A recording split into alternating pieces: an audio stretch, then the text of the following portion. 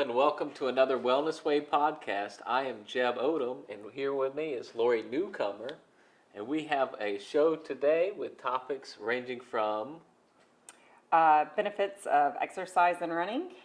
And we're going to analyze whether you have to run to get those benefits or if you can substitute another sort of physical activity and get the same results. Oh, I see what you're doing. Tricky, You're doing tricky. Yeah, Yes. You didn't tell me that. You said look at the benefits, and you're over here trying to prove me wrong. Well, Let's I don't see. know if it was that. It was more of just I stumbled upon it. Oh, okay. Well, I'm interested. I'm definitely intrigued. Okay, so I'll start with one. This is from Growing Stronger, Strength Training for Older Adults. If you exercise with weight training twice a week, you can build strength, maintain bone density, improve balance, reduce your risk of falling, maintain independence in performing activities of daily life. So, not running, but strength training. Cardiovascular health. These are the benefits of strength training. Now, that's in regard to older adults. So, does that work for everybody? Probably. You could also, with strength training, help with arthritis, diabetes, osteoporosis, heart disease, obesity, and back pain. That is strength training, not cardio. So, we know those are the benefits of strength training. Do you have any benefits of cardio or running? Pretty much all of those. Oh. On top of, we actually, Runner's World did one even adds years onto your life, reduces the risks of cancer, mental sharpness, which I have another case study on that one that's fun, strengthens knees, bones, and joints. And somewhere else I saw that majority of the pain that you have when you're running in your knees isn't from running. It's maybe the form or they're weak, so it's building it up. Okay. It also BMI, so it keeps your weight down, manages your weight. Mm-hmm. All right, what is that? What is that face? Oh, what do you have to say? I know my BMI is probably more than I would like it to be. So, but when I hear BMI, I just feel guilty. Oh, okay. I do have one of those calibrators. We'll have to do that sometime. Maybe later. Like in 6 weeks. Because you want to get on a running plan regimen? No. Yeah. Running is not my strong suit. I can do the Stairmaster, I can do the elliptical, but running is not for me. It's just not a Well, I tell you what I did find, if there was, I don't know, somewhere in here I'll find the specifics if you quiz me later, but that you don't necessarily have to run. It even says speed walking, and it says as least amount as 5 minutes a day, every day, has proved cardiovascular health, muscle strengthen. What is that? What are these faces today? I have an article directly related to that. I would love to hear that. It's the comparison between... After me, because I'm still going on. Okay. Yeah, sorry, go ahead. Memory and sharpness. That in itself I thought was great because it talks about just serotonin levels and everything else. Great way to fight depression. This from running? From running. That's why I forgot it. Oh, you're such a comedian. But all kinds of different benefits and just in itself just feeling free. So what do you have to say on your article? Well, I got an article from Progressive Cardiovascular Disease, July of 2016. It's running as key lifestyle medicine for longevity. And it says in the summary, in general, runners have a 25 to 40% reduced risk of premature mortality and live approximately 3 years longer than non-runners.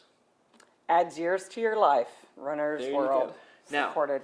Okay. Here's the question that I wanted to know for myself, since I'm one of those non-runners that do physical activity. What they say is that runners that do not do any other physical activity have a 30% lower risk of mortality. Non-runners, here's the big one, non-runners who do physical activities, such as, a cardio type activity, had only a 12% lower risk, so like less than half. Wow. The best benefit is that when you do running with other physical activity, it actually bumps it up to 43%. I believe that. Wow, that's pretty big. Well, they even say, because I ran in high school and college, I just did not want to run as an adult. And if you do your workouts that are normally 45 minutes to an hour, if you shorten them to 20 to 30 minutes and you just faster, less rest in between your reps and your sets, that counted as some cardiovascular activity Oh, so that to was burn what some we had talked calories. about. 'Cause Yeah, or I had bands, questioned, things I was like like, that. I've done both cardio and I've done strength training, and to me, the cardio is physically easier. Like, I have an easier time doing the cardio than I do the weight training, and I'm talking about like Even like with your recovery, lungs and everything. yeah. See, that's what hurts me the most. But I'm thinking because I have kind of like a sports-induced asthma and always have. But so that's where I feel it the most, the tightness in my chest. And I never want to go running. And every morning when Matt's like, all right, come on. And I bring my coffee out thinking I can get him to walk with me. And he's like, oh no, set that on the mailbox. We're going to run. And I'm like, ugh. But honestly, after I get one lap, I'm never regret running. I never regretted going out there. So. Yeah, and that's something we talk about a lot is the motivation. We, even us fitness people, we could call loosely frame ourselves into. Oh yeah, I won't be calling myself a fitness person today.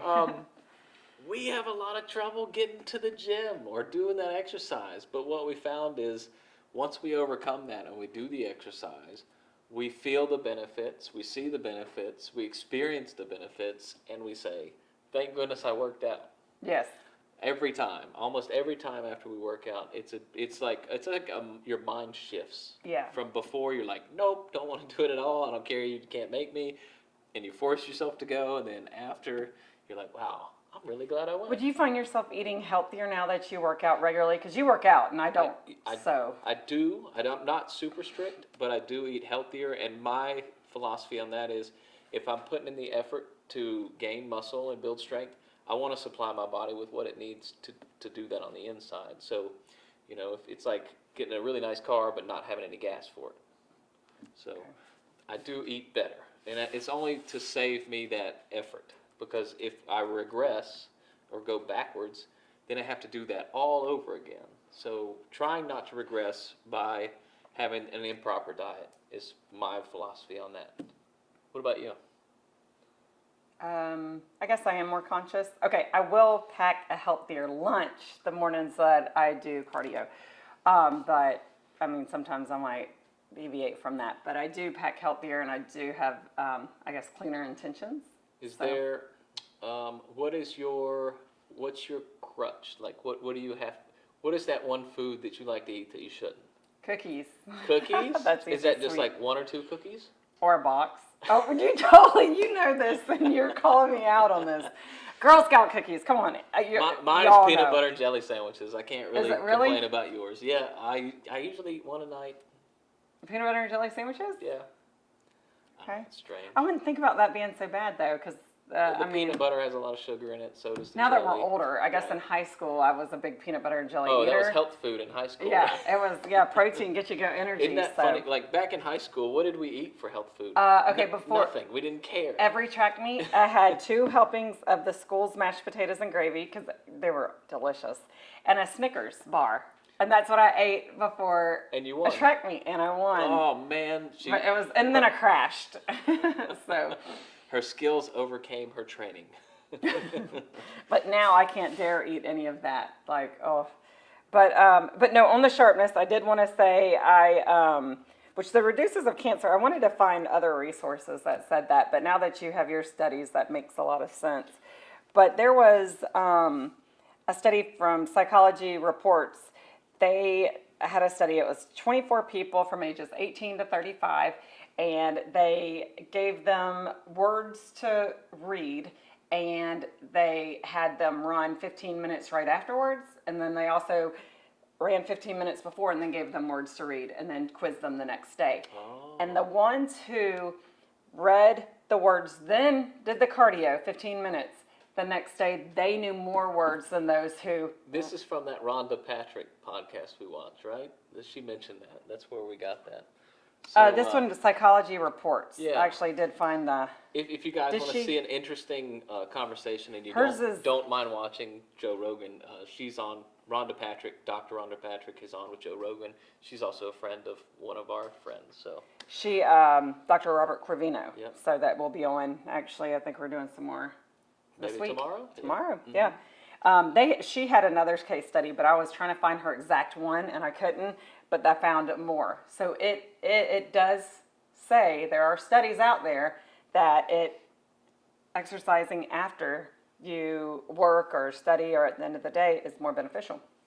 So now I'm having the kids run every day when they get home from school. So how do you motivate the kids to perform those activities? Because I find it very challenging. Honestly, they're still a little afraid of me when they don't, and I don't know why. But whenever we're trying to get, bathe, things like that, I'm like, all right, if I say it again, I'm going to start counting. And when I start counting, they know that's how many flights of stairs they have to do or push-ups. So the longer they wait. Yep. So if they count by 5, it's I need 5 to try push-ups, that with 10 my push-ups. daughter.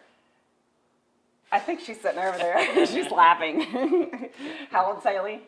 20. 20? Yeah, she's Wow. like, yeah, try it, Dad.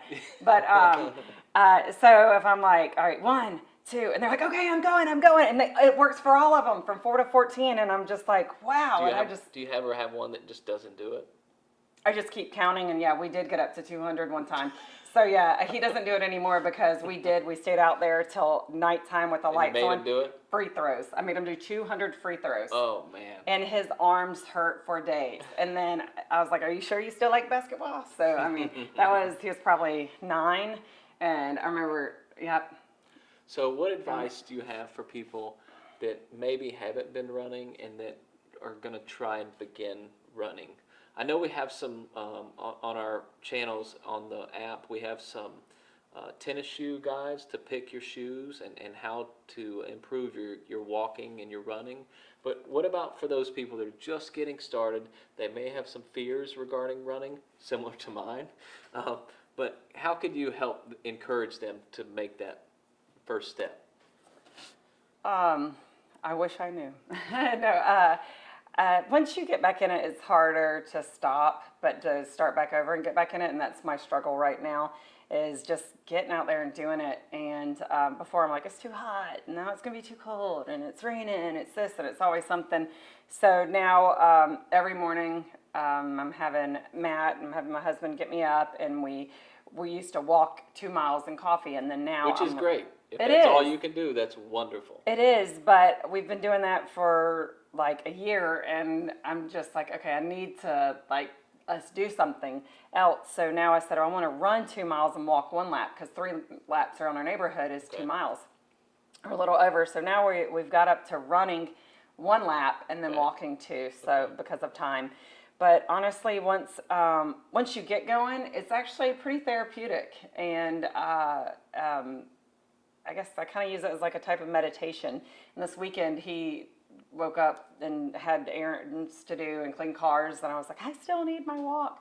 So I went by myself, and it was great, and I started jogging a little bit, and I just forget what I'm doing or think about other things and not think about my body and mentally the stress of So alleviate jogging. some of those things It you does. keep worrying about. And then when I read all these articles today, and every single one of them kept saying symptoms of depression, it helps alleviate, and stressors and all these things. I was like, man, it really is. That's what I've been using it for this week, in the last weekend by myself, when I took that time. But, and my sister uses it as a stress reliever. Like, she works where she can run in New Orleans from her work to her home. Oh, that'd and be she'll great. run, Yeah. and then After work, just get it all out before yeah, you she's get like, home. and she'll, or even before she goes. But yeah, I have to say it's just biting the bullet and getting started. But start small, just like 1 lap, and then build my way up. Okay. I mean, I am not a marathon runner, and I do not want to be a marathon runner. So It's a lot of time. yes, Yeah, it's a lot but of I do time. love the way it feels. I will say, energy, everything is better. Sleep is better, and that was another study that it shows you that you sleep better, and psychological benefits, runners gain, all different kinds of mood lifting and other articles. I was trying to find something, and also on the pain that they actually did.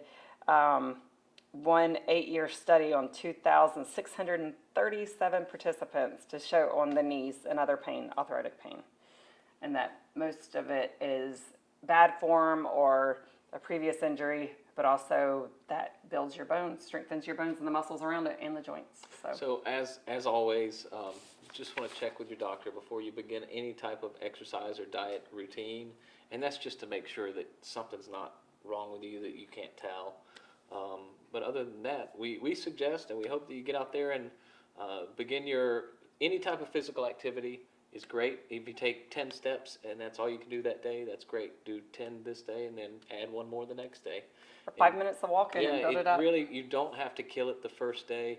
Just get that routine, get your time frame situated, and we believe that it's going to benefit you in a lot more ways than you can anticipate. So we'll be here with another podcast very shortly, so stay tuned to the Wellness Wave for more of our creative podcast, we'll call them. Thank you for joining us. Thank you.